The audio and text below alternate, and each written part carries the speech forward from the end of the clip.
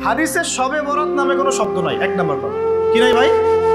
শবে বরাত নামে কোনো শব্দ নাই। আছে লাইলাতুন নিসফুম মিনাশ শাবান, শাবান মাসের মধ্য রজনী। শাবান মাসের মধ্য রজনী। শাবান মাস কি? উত্তর, নবী সাল্লাল্লাহু আলাইহি ওয়াসাল্লাম রমজান মাসের পর যে মাসে রোজা রাখতে বেশি গুরুত্ব দিয়েছেন তার নাম শাবান। আমার সাথে বলেন, শাবান মাস কি? নবী সাল্লাল্লাহু আলাইহি ওয়াসাল্লাম রমজানের পরে যে মাসে রোজা রাখতে খুব বেশি গুরুত্ব দিয়েছেন তার নাম শাবান। আয়েশা রাদিয়াল্লাহু আনহা তিনি বলতেন যে শাবান মাস আসলে নবী সাল্লাল্লাহু আলাইহি ওয়াসাল্লাম এত বেশি বেশি রোজা রাখতেন যে মনে হতো তিনি রোজা ছাড়বেনই না, সারা মাস রেখে ফেলবেন। বেশি থেকে বেশি রোজা রাখতেন শাবান মাসে। প্রশ্ন হচ্ছে কেন? উত্তর, এমনিতে এই মাসটা বরকতময় এবং এই মাসে আল্লাহ পাক তার রহমতে বিপুল সংখ্যক মানুষকে জাহান্নাম থেকে মুক্তি দান করেন। সুবহানাল্লাহ। নবী সাল্লাল্লাহু আলাইহি ওয়াসাল্লাম এই মাসকে তাজিম করতেন। এই মাসের সম্মানার্থে, এই মাসে আল্লাহর রহমত বরকতের স্বার্থে নবী করিম সাল্লাল্লাহু আলাইহি ওয়াসাল্লাম এই মাসে বেশি বেশি রোজা রেখেছেন। সুন্নত কি শিখলাম? শাবান মাসে বেশি বেশি রোজা রাখা সুন্নত। একটা কি পেলাম ভাই? শাবান মাসে বেশি বেশি রোজা রাখা সুন্নত। আপনি যদি মুকিম হন, শরীর সুস্থ থাকে, মুসাফির না, আপনার সুস্থতা আছে, সব ঠিক আছে, আপনি চেষ্টা করবেন এই মাসে বেশি বেশি রোজা রাখতে। পারা যাবে ইনশাআল্লাহ। এটা নবীর সুন্নত হবে। আরেকটা হাদিস মাথায় নিয়ে নেন, আজকে সারা ওয়াজ ভুলে গেলে এই ওয়াজটা বলেন না। কি হাদিস? নবীজি বলছেন, তোমাদের সামনে, হে আমার সাহাবীরা, তোমাদের সামনে এমন একটা যুগ আসছে, ওই যুগে আমার সুন্নতকে ধরে রাখাটা হাতের মধ্যে আগুন ধরে রাখার মতো। আমি অনেক দিন এই লেকচারে এই হাদিসটা বলেছি। তোমাদের সামনে এমন একটা কঠিন যুগ আসছে, জামানা সবরিন, সবরের যুগ, কঠিন যুগ। ওই যুগে ঈমান ধরে রাখা, নামাজ সুন্নতের উপর থাকা হাতে আগুন ধরে রাখার মতো। ওই যুগে যদি তোমরা আমার একটা সুন্নতকে জীবিত করতে পারো, সমাজে একটা সুন্নত মরে গেছে ওটাকে আবার জীবিত করতে পারো, তাহলে 50 জন শহীদ সাহাবীর নেকি পাবে। হাদিসটা বুঝলেন? শুধু নেকি না, আপনি 50 জন শহীদ সাহাবীর নেকি পাবেন যখন চলমান সমাজে একটা সুন্নত মিটে গেছে, নাই, মানুষ আমল করছে না, কিন্তু আপনি সেটাকে জীবিত করলেন। পারা যাবে ইনশাআল্লাহ। একটা দেখাচ্ছি, যেমন সাহাবীদের যুগে মানুষ মসজিদে ঢুকলে কি করতো জানেন? আগে 2 রাকাত নামাজ পড়তো। কি করতো? মসজিদে ঢুকেই, ওযু অবস্থায় মসজিদে ঢুকেই তারা বসতেন না, আগে 2 রাকাত নামাজ পড়তেন, দুখুলুল মসজিদ বা তাহিয়াতুল মসজিদ, তারপরে বসতেন। আর নবীজি বলেছেন কিয়ামতের আগে আগে এই দুখুলুল মসজিদ, তাহিয়াতুল মসজিদ, এই নামাজটা উঠে যাবে। উঠে আছে না আস্তে আস্তে। মসজিদে ঢুকলে মানুষ ধাপ করে বসে পড়ে, তাই না? মানুষ ভুলেই গেছে এটা সুন্নত। এখন আপনি যদি এই সুন্নতটাকে আবার জীবিত করতে পারেন, ইনশাআল্লাহ 50 জন শহীদ সাহাবীর নেকি পাবেন। সমাজে এখন দাড়ি শেভ করা ফ্যাশন হয়ে গেছে, বুঝলেন? অনেকে শেভ না করলে চাকরি দেয় না। শেভ না করলে কি হয় না? চাকরি পাওয়া যায় না। স্কুলে তো না, কলেজে গিয়ে পড়তে গেলে ক্লাস করতে দেয় না। দাঁড়িয়ে আছে, যাও শেভ করে আসো, তাই বলো। এখন সমাজ চলছে উল্টা। এখন যদি আপনি নবীর সুন্নতকে আবার জীবিত করতে পারেন, 50 জন শহীদ সাহাবীর নেকি পাবেন। রাতে ঘুমানোর সময় একটা সুন্নত আছে, 33 বার সুবহানাল্লাহ, 33 বার আলহামদুলিল্লাহ, 34 বার কি আল্লাহু আকবার। বহু মানুষই পড়ে না। আপনি যদি পড়তে পারেন, ইনশাআল্লাহ আল্লাহ পাক আপনাকে রেখে দিবেন। সমাজে বহু মানুষ চুল একদম এখন মেসি রোনাল্ডো কাট, তাই না? মেসি কাট আর রোনাল্ডো কাট। আর আমি সিলেট অঞ্চলে দেখে আসছি একদম লন্ডন কাট, 2 পাশ ছিলে মাঝখানে চুল, লন্ডন থেকে শিখে আসছি। এখন চুলেরও কিন্তু সুন্নত আছে, আছে কি নাই? দাড়ির যেমন সুন্নত আছে, চুলের সুন্নত নাই। একদম সামন পিছন সমান করতে পারেন, অথবা যদি চুল নাই থাকে তাহলে চুল মাথা মুন্ডন করেও রাখতে পারেন। অনেক সাহাবীর মাথা মুন্ডিত ছিল। আবার অথবা কানের লতি পর্যন্ত বা বাবড়ি রাখতে পারেন। এটা চুলের সুন্নত হলো কিনা? এখন সমাজের সব মানুষ এই সুন্নতটাকে ভুলে গেছে। আপনি সুন্নত মনে করে রেখেছেন, ইনশাআল্লাহ আপনি নেকি পাবেন ইনশাআল্লাহ। এরকম অগণিত সুন্নত আছে, অগণিত, যেগুলো আমাদের সমাজ থেকে আস্তে আস্তে উঠে যাচ্ছে। আমি খুব দুঃখের সাথে বলছি, অনেক মসজিদে ফরজ নামাজ পড়ার পরে আমরা কি করি? একটা মোনাজাত করি, আল্লাহুম্মা আমিন বিরহমাতিকা ইয়া আরহামার রাহিম। ব্যাস উঠে চলে গেলাম, তাই না? উঠে চলে যায় না? তারপর স্যান্ডেল নিয়ে বাইরে চলে গেল। অথচ সালাম ফিরানোর পরে একবার বলতে হয় আল্লাহু আকবার, কি বলতে হয়? 3 বার বলতে হয় আস্তাগফিরুল্লাহ আস্তাগফিরুল্লাহ আস্তাগফিরুল্লাহ। বলতে হয় আল্লাহুম্মা আনতাস সালাম ওয়া মিনকাস সালাম তাবারাকতা ইয়া যাল জালালি ওয়াল ইকরাম। একবার পড়তে হয় আয়াতুল কুরসি, 33 বার সুবহানাল্লাহ, 33 বার আলহামদুলিল্লাহ, 33 বার আল্লাহু আকবার, তারপর কালিমা শাহাদা। এরপর সূরা ফালাক একবার, সূরা নাস একবার, ইখলাস একবার। আরো তো অনেক দোয়া আছে। আল্লাহুম্মা লা মানিআ লিমা আ'তাইত ওয়া লা মু'তিয়া লিমা মানা'ত ওয়া লা ইয়ানফা'ু যাল জাদ্দি মিনকাল জাদ। বলতে হয় আল্লাহুম্মা ইন্নী আউযু বিকা মিনাল হাম্মি ওয়াল হাযান ওয়াল আজজি ওয়াল কাসালি ওয়াল বুখলি ওয়াল জুবন ওয়া দালা'id দাইন ওয়া গালাবাতির রিজাল। বলতে হয় আল্লাহুম্মা আ'ইন্নী আলা যিকরিকা ওয়া শুকরিকা ওয়া হুসনি ইবাদাতিক। আরো অনেক দোয়া আছে। দেখেন তো, মোনাজাত করেন, আমি তো না করছি না, আমি তর্ক করতে আসি না এখানে, এটা নিয়ে আমি ঝগড়া করতে আসি। কিন্তু এই সুন্নতটা যে উঠে গেল, মোনাজাতটা করে যে মসজিদ থেকে বের হয়ে চলে গেলেন, এই সুন্নতটার উপর আমল কে করলেন? সুন্নত উঠে গেল না? মানে আপনি যদি বসে এখন সুন্নতটা প্রতিষ্ঠা করেন, 50 জন শহীদ সাহাবীর নেকি পাবেন। এগুলো তো গেল আমলিয়াত। সমাজ চলছে সুদের উপরে, মানে আপনি যদি হালাল অর্থনীতি প্রবর্তন করতে পারেন তাহলে কত নেকি পাবেন? সমাজ চলছে জেনায়, আপনি এখন পর্দা প্রতিষ্ঠা করলেন তাহলে কত নেকি পাবেন? সমাজে চলছে দুর্নীতি, আপনি এখন আমানতদারিতা ইনসাফ প্রতিষ্ঠা করলেন, কত নেকি পাবেন? সমাজে চলছে শয়তানি, সব শয়তানি। কি চলছে? শয়তানি। এখন আপনি আল্লাহ রাব্বুল আলামিনের ওহী প্রতিষ্ঠা করলেন, কত নেকি পাবেন? নিঃসন্দেহে আর অনেক বেশি নেকি পাবেন। আল্লাহ পাক আমাদেরকে সেই লক্ষ্যে কাজ করার তৌফিক দান। প্রিয় ভাইরা, যে কথা বলতে গিয়ে এখানে আসলাম, এক বাড়াবাড়ি এই মাসে নবীজি বেশি বেশি রোজা রাখেন। তাহলে আমরা কি করবো এই মাসে ভাই? 1 নম্বর কাজ, বেশি বেশি রোজা রাখার চেষ্টা করবো ইনশাআল্লাহ। আল্লাহ তৌফিক দান করুন। এবার আরেকটা পয়েন্ট বলি, সামনে রমাদান মাস। রমজান মাস আসলে আমরা মাশাআল্লাহ পরিপূর্ণ মুসলিম হওয়ার চেষ্টা করি, কিন্তু সারা বছর এটা ধরে রাখতে পারি না। রমজান মাসে যে নামাজ পড়ে না সেও মসজিদে যায়। দেখা যায় যে জুমার নামাজও পড়ে না, ও তারাবির নামাজ পড়তে যায় কি না? ওই দিন গিয়ে বলে এসি দেন, ইমাম সাহেব এসি অন করেন, তাই না? সারা বছর তো আসে নাই। ওই দিন গিয়ে ইমাম সাহেব এসি বন্ধ কেন? এই মুয়াজ্জিন সাহেব ফ্যান দেন। তখন ওখানে গিয়ে মানে কি বলবো, হ্যাঁ অতঃপরই করে আর কি। যাক, তারপরেও যে মসজিদে আসছে আমরা দোয়া করে আল্লাহ হেদায়েত দান করুন। আমরা তো কাউকে পিছনে ফিরাই দিব না, দিব? এখন রমজান মাস আসলে আমরা মাশাআল্লাহ রোজা রাখি, মানুষকে ইফতার করাই, দান সদকা করি, আমরা যাকাত দেই, তারাবি পড়ি, কোরআন তেলাওয়াত করি, আমরা মাশাআল্লাহ অনেক আমল করি। এই আমলগুলো কি একবারে ধাপাস করে ধরে ফেলা সম্ভব না? একটা আস্তে আস্তে ট্রেনিং প্রসেস লাগে। একটা ফ্যান চালু করলে ফ্যানটা কি শুরুতেই ধাপাস করে ঘুরতে শুরু করবে, নাকি আস্তে স্লোলি সে মোমেন্টাম ধরবে? কোনটা? আস্তে আস্তে সে গতি পাবে না, ধীরে ধীরে গতি পাবে। ঠিক শাবান মাসে এত বেশি রোজা রাখা, ইবাদত করার অর্থ কি? যাতে রমজান মাসে আপনি পরিপূর্ণ ইবাদত করতে পারেন। বুঝতে পারছেন কথা? রমজানে গিয়ে তো শুরুতেই সব ইবাদত ধরে ফেলা সম্ভব হবে না। মনে করেন আগামীকাল পহেলা রমজান, আজকে থেকে আপনি সব ইবাদত একসাথে করতে পারবেন, তখন গিয়ে আপনি বেগ পেতে হবে। কিন্তু একটা মাস আগে থেকে যদি ট্রেনিং নেন, ইনশাআল্লাহ রমজান মাসে ইজি হয়ে যাবে। এটা একটা কারণ নবী সাল্লাল্লাহু আলাইহি ওয়াসাল্লাম শাবান মাসে বেশি বেশি রোজা রাখতেন, আমল করতেন। আল্লাহ পাক আমাদের সবাইকে শাবান মাসে বেশি বেশি আমল করার তৌফিক দান করুন, যাতে রমজান মাসে গিয়ে আমরা সুবিধা পাই, রমজান মাসের হকটা আদায় করতে পারি। এবার এই মাসে নবী সাল্লাল্লাহু আলাইহি ওয়াসাল্লাম কি বলেছেন একটা হাদিস থেকে আগে বুঝি। এই হাদিসটা সহ অনেক হাদিসে এই একই রকম কথা এসেছে এবং এই হাদিসটা বিশুদ্ধ। এটাকে অস্বীকার করলে হাদিস অস্বীকারী হয়ে যাবে। বাড়াবাড়ি গ্রুপ, ছাড়াছাড়ি গ্রুপ, উভয়ের জন্যই নসিহত।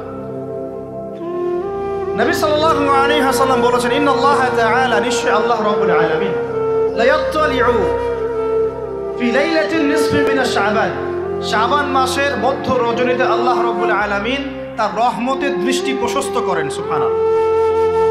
আল্লাহ পাক শবে বরাত মানে আমরা যেটা বুঝি প্রচলিত অর্থে, লাইলাতুন নিসফি মিন শাবান, শাবান মাসের মধ্য রজনী, যে 15 শাবানের এই যে রজনী, এই রাতে আল্লাহ রাব্বুল আলামিন তার সৃষ্টির দিকে তার রহমতের দৃষ্টিটা প্রশস্ত করে দেখেন, প্রশস্ত করেন। এবং ওয়াগফিরু লিজামিই খালকিহি, আল্লাহ পাক তার সমস্ত সৃষ্টিকে মাফ করে দেন। আল্লাহ পাক কি করেন? তার সমস্ত সৃষ্টিকে কি করেন? মাফ করে দেন। কথাটা ভালো করে বোঝেন। আল্লাহ পাক তার সমস্ত সৃষ্টিকে মাফ করে দেন, ইল্লা, তাদেরকে ব্যতীত। এক, ইল্লা লিমুশরিকিন, এক নাম্বার যে ব্যক্তি মুশরিক, যে শিরক করে আল্লাহর সাথে, যে আল্লাহর সাথে শিরক করে। আর দুই, মুশাহিনিন, যে ব্যক্তি অন্তরে মানুষের সাথে বিদ্বেষ পোষণ করে, হিংসা বিদ্বেষ মনে আছে এরকম ব্যক্তি, এবং মনের মধ্যে শিরক আছে, শিরকি আকীদা, মুশরিক, এই দুই শ্রেণীর মানুষ ছাড়া আল্লাহ পাক সমস্ত মানুষকে মাফ করবেন। তাহলে এই রাতের ফজিলত প্রমাণ হলো কিনা? রাতের ফজিলতটা প্রমাণ হলো কিনা? আচ্ছা, এখন এর ব্যাকআপ আরো অনেকগুলো হাদিস আছে। ওই সবগুলো হাদিসকে একত্রিত করলে এমনই কনক্লুশন আসে। এছাড়াও আরো কিছু দুর্বল হাদিস আছে, এগুলো দুর্বল, সনদগতভাবে অন্যান্যভাবে দুর্বল। ওখানে আরো কিছু পয়েন্ট পাওয়া যায় যে আর কাকে কাকে আল্লাহ পাক মাফ করেন না। সবাইকে তো মাফ করেন, আর কাকে কাকে করেন না। এই হাদিসে দুটো পেয়েছি, এটা একদম অকাট্য। এটা হলো মুশরিক, আল্লাহ পাক মাফ করেন না। দুই, যে অন্তরে হিংসা বিদ্বেষ পোষণ করে, হিংসা বিদ্বেষ আছে, এদেরকে আল্লাহ মাফ করেন না। আরো কিছু দুর্বল বর্ণনা থেকে পাওয়া যায়, এটা দুর্বল বর্ণনা, কিন্তু জেনে রাখতে তো সমস্যা নাই। সমস্যা আছে? আর পাপ তো পাপী, দুর্বল হাদিসে আসুক আর কঠিন হাদিসে আসুক, পাপ তো পাপী নাকি? পাপ ছাড়তে কোনো সমস্যা আছে? তো তৃতীয় এক শ্রেণীর নাম পাওয়া যায়, যারা হচ্ছে আত্মহননকারী, নিজেরা নিজেদেরকে আত্মহত্যা করেছে, এদেরকে আল্লাহ মাফ করেন। আত্মহনন বোঝেন কিনা? আত্মহত্যা যারা করে, আত্মহনন, এটা একটা শ্রেণী পাওয়া যায়। 4 নম্বর একটা পাওয়া যায় আত্মীয়তার সম্পর্ক ছিন্নকারী, আত্মীয়তার সম্পর্ক ছিন্নকারী। 5 নম্বর একটা পাওয়া যায়, সেটা হলো মাদক দ্রব্য সেবনকারী। মাদক দ্রব্য সেবনকারী, যুবকরা খুব ভালো করে শোনে, মাদক দ্রব্য সেবনকারী আল্লাহ সবাইকে মাফ করেন, মাফ করছেন। আরেকটা পাওয়া যায়, সেটা হলো যারা জেনার পাপে লিপ্ত আছে। কিসের পাপে ভাই? জেনার পাপ। এরকম আর কিছু ব্যাকআপ পাওয়া যায়, কিন্তু এগুলোর বর্ণনা দুর্বল। বর্ণনা কি? দুর্বল, কিন্তু পাপ তো পাপই নাকি? এই পাপগুলো তো পাপ, এই পাপগুলো করলে কি আল্লাহ খুশি হন? অকাট্য সহি থেকে পাওয়া যায় এই দুইটা, মুশরিক এবং মুশাহিদ, যারা শিরক করে, অন্তরে বিদ্বেষ পোষণ করে, আল্লাহ পাক এদেরকে মাফ করেন। এখন আগে জানি শিরক থেকে কিভাবে বাঁচবো, শিরক কি এবং কেন, তারপরে জানবো হিংসা বিদ্বেষ, তারপরে আমরা যাব এই রাত্রে আমরা কি করতে পারি। মনে রাখবেন, আমল করতে হবে 3টা বিষয় খেয়াল রেখে। কয়টা বিষয় ভাই? আমল করতে হবে 3টা বিষয় খেয়াল রেখে। এক, আমল করতে হবে একমাত্র আল্লাহ পাকের সন্তুষ্টির জন্য। 1 নম্বর কি বলেন? এক আল্লাহর সন্তুষ্টির জন্য, কারো সন্তুষ্টির জন্য না, কারো জন্য না, শুধু কার জন্য? দলিল হচ্ছে ইন্নাস সালাতি ওয়া নুসুকি ওয়া মাহইয়ায়া ওয়া মামাতি লিল্লাহি রাব্বিল আলামিন ফাসাল্লি লিরাব্বিকা ওয়ানহার। 2, আমল হতে হবে একমাত্র নবী সাল্লাল্লাহু আলাইহি ওয়াসাল্লামের সুন্নাত মোতাবেক। কার সুন্নাত মোতাবেক? নবী এবং সাহাবীদের সুন্নতের সাথে মেলে না, সেই আমল করা যাবে না। নবী এবং সাহাবীদের সুন্নতের সাথে মেলে না, সেই আমল করা যাবে না। 3 নম্বর, আমলটা যত সুন্দরই মনে হোক, আমলটা যত সুন্দরই মনে হোক আর যত মানুষই করুক, যত মজাদার মনে হোক না কেন, নবী করেন নাই, সাহাবীদের থেকে প্রমাণ নাই, আমল করব না। করলে বেদাত হয়ে যাবে। কি হবে? বেদাত হয়ে যাবে। আর 3 নম্বর হচ্ছে, আমলগুলো করার আগে অবশ্যই আপনার রিজিকটাকে হালাল করতে হবে। কি করতে ভাই? ব্যাস, এই 3টা শর্ত পূরণ করে আমল করলে ইনশাআল্লাহ তাআলা আমরা জান্নাতে যাব। ইনশাআল্লাহ আমরা আশাবাদী, আল্লাহ পাক আমাদেরকে জান্নাত দিবেন ইনশাআল্লাহ। আল্লাহ পাক এক রাতে রহম করে সমস্ত মাখলুক সৃষ্টিকে মাফ করে দিচ্ছেন, শুধু শিরক এবং হিংসা বিদ্বেষ পোষণকারীকে মাফ করছেন না। বুঝতে হবে এই পাপ দুটো কত কঠিন। এবার আসেন, প্রথমে একটু শিরক নিয়ে কথা বলি, তারপরে মুশাহিন নিয়ে কথা বলি। ধৈর্য ধরবেন তো নাকি? দেরি হচ্ছে? সবর করেন। এখন প্রথমে জানি শিরক কি এবং কেন। শিরক হচ্ছে এমন একটা পাপ, যেই পাপ আমল নামায় থাকলে পরে বিনা তওবায় যদি সেই ব্যক্তি মারা যায়, আল্লাহ পাক তাকে মাফ করবেন না। ভালো করে শোনেন, শিরক এমন একটা পাপ, যে পাপ যদি আমল নামায় থেকে যায়, বিনা তওবায় সে মারা যায়, শিরকের পাপ নিয়ে আল্লাহর সামনে দাঁড়ায়, আল্লাহ তাকে মাফ করবেন। দলিল সূরা নিসা, আল্লাহ পাক বলছেন ইন্নাল্লাহা লা ইয়াগফিরু আন ইউশরাকা বিহি ওয়াগফিরু মা দুনা যালিকা লিমান ইয়াশা। আল্লাহ পাক তার সাথে শিরকের গুনাহ মাফ করবেন না, এছাড়া যে কোনো গুনাহ যাকে ইচ্ছা মাফ করবেন। বুঝাচ্ছি, মনে করেন একজন ব্যক্তি জিনা করেছে, কথা নাউজুবিল্লাহ, একজন ব্যক্তি জিনা করেছে বা মিথ্যা কথা বলেছে বা ধরেন মদ খেয়েছে ইত্যাদি। এখন সে তওবা করলে তো মাফ পেতই, তওবা করলে মাফ হতো না? তওবা করলে মাফ তো পেতই। মনে করেন তওবা না করেই মারা গেছে, আল্লাহ পাক চাইলে কিয়ামতের মাঠে এই পাপ বিনা তওবাতেই মাফ করতে পারবে। বুঝতে পারবেন? বুঝতে পারছেন না মনে হয়? মনে করেন একজন ব্যক্তি মদ খেয়েছে, জিনা করেছে ইত্যাদি, সে তওবা করার ফুরসত পায় নাই, বিনা তওবায় মারা গেছে। আল্লাহ পাক চাইলে কিয়ামতের মাঠে তওবা না করা সত্ত্বেও আল্লাহ পাক তাকে মাফ করতে পারে। কিন্তু একজন ব্যক্তি শিরকের পাপ করেছে, তওবা না করে মারা গেছে, আল্লাহ পাক কিয়ামতের মাঠে শিরকের পাপ মাফ করবে। আমি কি বুঝতে পারছি?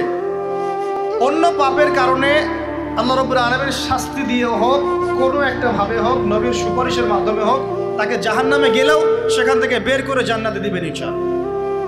কিন্তু শিরকের পাপ যার আমলনামায় থাকবে তার উপর জান্নাতকে হারাম করে দেওয়া হয়েছে। বলেন নাউজুবিল্লাহ।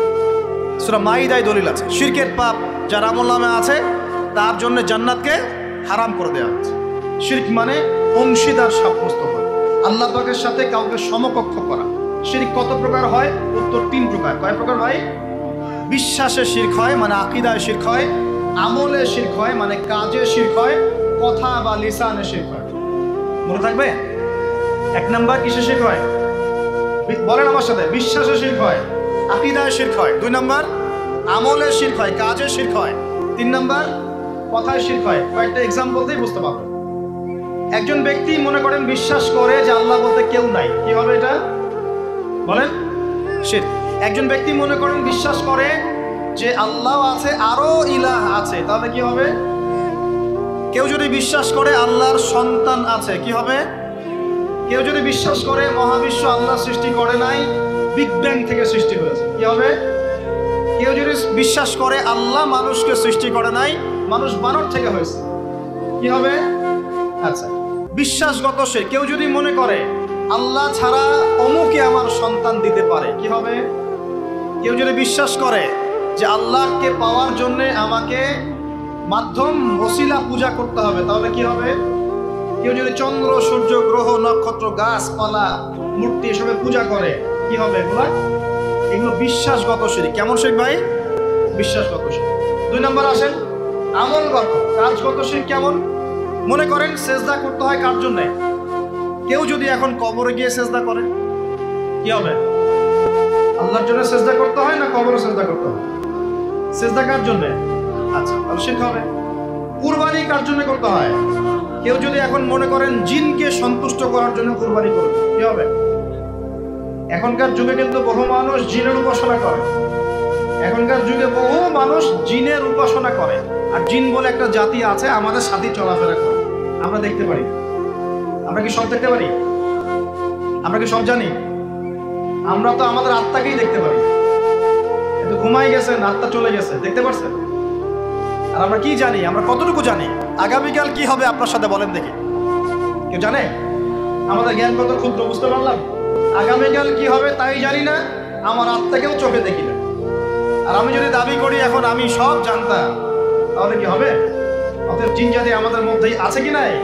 ওমা খালাকতুল জিন্না ওয়াল ইনসা ইল্লা লিয়াবুদুন। আমি জিন আর মানুষকে শুধুমাত্র আমার ইবাদত করার জন্যই সৃষ্টি করেছি। আল্লাহ পাক আমাদের সবাইকে আল্লাহ পাকের সত্য বোঝার তৌফিক দান। এবার আসেন, আপনাদের পার্বত্য এলাকায় জিনের উপাসনা হয়। এখন বলেন ভাই কেমন করে জানলেন? যত তান্ত্রিক, মান্ত্রিক, কবিরাজ, জাদুকর সব এই পাহাড়ি এলাকায় ঘুরে বেড়াচ্ছে, এবং চোখ কান খোলা রাখলে আপনারাও বুঝতে পারবেন। জিনের উপাসনা করলে অনেক কিছু ভেলকিবাজি দেখানো যায়। জিনকে আল্লাহ পাক কিছু ক্ষমতা দিয়েছে, জিন অনেক দূর থেকে দেখতে পারে।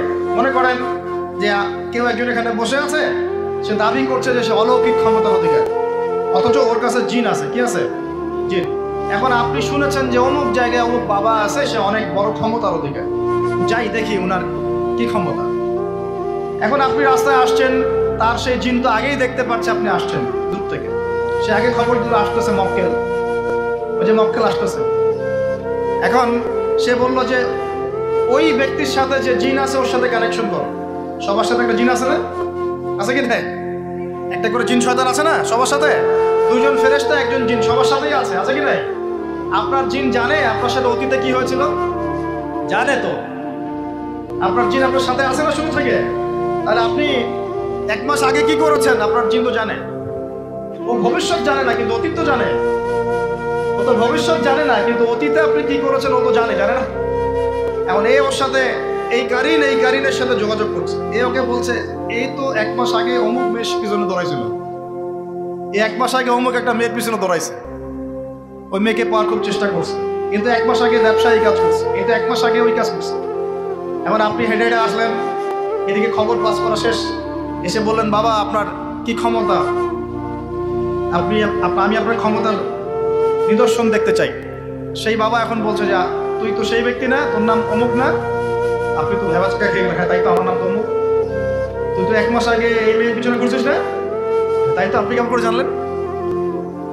তুই 1 মাস আগে এই কাজ করছিস না, তাই তো আপনি কেমন করে জানলেন? আপনার তো চোখ একদম আসমান উঠে গেল, বাপরে বাপ, সে তো আমার অতীতের সব বলে দেয়, সে তো আমার অতীতের সব বলে দেয়।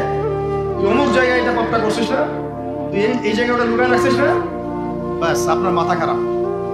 জিনের উপাসনা করে মানুষ অনেকেই, আর জিনটা কি করে অনেক সময় আসমানের কাছে যায় সংবাদ নেওয়ার জন্য। সূরা মুলক পড়েন, সূরা মুলকের প্রথম পৃষ্ঠা পড়েন। আল্লাহ পাক ওদেরকে তাড়ানোর জন্য আসমানের মধ্যে এই উল্কাপিণ্ড নক্ষত্র নিক্ষেপ করেন। রুজু মাল্লিশ শায়াতিন, আল্লাহ বলেছেন এই নক্ষত্রগুলা আমি রুজু মাল্লিশ শায়াতিন, শয়তানদেরকে তাড়ানোর জন্য রেখেছি। পৃথিবীতে অনেক কিছুই ঘটে আমরা খালি চোখে বুঝতে পারি না। এখন কেউ যদি জিনের উপাসনা করে, জিনকে সন্তুষ্ট করার জন্য এই কুরবানি করে, তাহলে কি শিরক হবে কিনা? সিজদা কার জন্যে? অন্য কারোর জন্য করলে কি হবে? কুরবানি কার জন্যে? অন্য কারোর জন্য করলে কি হবে? কার নামে কসম করতে হয়? যদি অন্য কারো নামে কসম করি, এই যে এখন বাপের নামে কসম, মায়ের নামে কসম করেন কেন? কসম করা যাবে না ভাবে। মান হালাফা বিগাইরি ইসমিল্লাহি ফাকাদ কাফার, কেউ যদি আল্লাহ ছাড়া অন্য কারো নামে কসম করে সে কুফরি করবে। যদি কসম করতেই হয় আপনাকে আল্লাহরই কসম করতে হবে। যদি কসম করতে হয় কার কসম করবে? আর আল্লাহর কসম করে কি মিথ্যা বলতে পারবে? মিথ্যা বললে তখন কাফারা দেওয়া লাগবে। আচ্ছা, কাফারা কি? সবচেয়ে সহজ কাফারা হচ্ছে 3টা রোজা রাখা। কয়টা রোজা? 3টা। আসেন আমরা যাই। এখন কসম করবো আল্লাহর জন্য, দোয়া করেন কার কাছে? দোয়া কার জন্যে? এখন যদি অন্য কারোর কাছে দোয়া করা শুরু করি, সন্তানকে দিবে, অন্য কারোর কাছে চাওয়া শুরু করি, মনে করেন আপনার রোগ ব্যাধি দেওয়ার ভালো করার মালিককে, যদি এখন আপনি একটা আংটি পরে মনে করেন এই আংটি আপনার রোগ ভালো করবে, কি হবে? ঠিক হবে কি না? এরকম অগণিত কাজের শিরক আমরা করছি। আল্লাহ পাক আমাদের শিরক থেকে বাঁচান। আর ভবিষ্যতের মালিককে, সময়ের মালিককে, ভবিষ্যৎ কে জানে? রাস্তায় টিয়া পাখি দেখে ভাগ্য পরীক্ষা করছে, ও কি ভবিষ্যৎ বলতে পারবে? কিন্তু ওখানে গিয়ে হাত দেখান, শিরক হবে না? রাশিফল দেখা যায়, রাশিফল কি? রাশিফল আজকে তোমার দিনটা কেমন যাবে, কালকে তোমার দিনটা কেমন যাবে, আছে না? এগুলো বিশ্বাস করলে কি হবে? এবং পদে পদে শিরকে নিমজ্জিত আছে। এগুলো তো গেল আমলগত শিরক, আরো অনেক শিরক আছে। আমাদের কথার মধ্যেও শিরক হয়। কিসের মধ্যে? কথার মধ্যে। যেমন আমরা বলি ডাক্তার ভালো ছিল, না হলে রোগীকে বাঁচানো যেত না, বলি কি না? অনেকে বলি না? শিরক হবে। কেউ যদি বলে যে ড্রাইভারটা ভালো ছিল, না হলে গাড়ি নির্ঘাত অ্যাক্সিডেন্ট করবে, কি হলো কথায়? আরেকটা বিষয় আছে, আমরা অনেক সময় ইবাদত করি মানুষকে দেখানোর জন্য, সবাই বড় দানবীর বলবে, আমাকে নামাজি বলবে, এটাও কি? এটাও শিরক। কথার মধ্যে আর অনেক শিরক করি। সার্বভৌম ক্ষমতার মালিককে, তাবারাকাল্লাযী বিয়াদিহিল মুলক, সার্বভৌম ক্ষমতার মালিককে আমরা যদি মনে করি আমরাই সার্বভৌম ক্ষমতার মালিক, কি হবে? ঠিক হবে না? এরকম প্রচুর শিরকে আমরা নিমজ্জিত আছি। সবচেয়ে বড় যে শিরকটা এখনকার বিশ্বে চলছে সেটা হলো আল্লাহ পাকের হালালকে আমরা হারাম করে নিচ্ছি, আল্লাহর হারামকে হালাল করে নিচ্ছি। করছে কি না? বুঝতে পারছেন না মনে হয়। মাদক দ্রব্য কি হালাল না হারাম? আমরা অনেক সময় হালাল করে নিয়েছি, তাই নাই? জেনা হারাম না হালাল? আমরা এখন জেনাকে প্রমোট করছি, উস্কে দিচ্ছি, সমকামিতা হালাল না হারাম? এই সমকামিতার ব্যাধি ছড়িয়ে পড়েছে এখন সমাজের রন্ধ্রে রন্ধ্রে, বলছে না? এদেরকে আল্লাহ পাক এমন শাস্তি দিবেন যে শাস্তি আল্লাহ পাক কুল কায়নাতে কাউকে দেন নাই। কেমন শাস্তি দিবেন? কওমে লূতকে আল্লাহ রাব্বুল আলামিন মাটি থেকে উপরে উঠিয়ে আকাশ থেকে পাথর বর্ষণ করে থেতলে দিয়ে আবার মাটিতে দাফন করে দিয়েছে কওমে লূতকে। আল্লাহু আকবার। এই শাস্তি অপেক্ষা করছে এদের জন্য।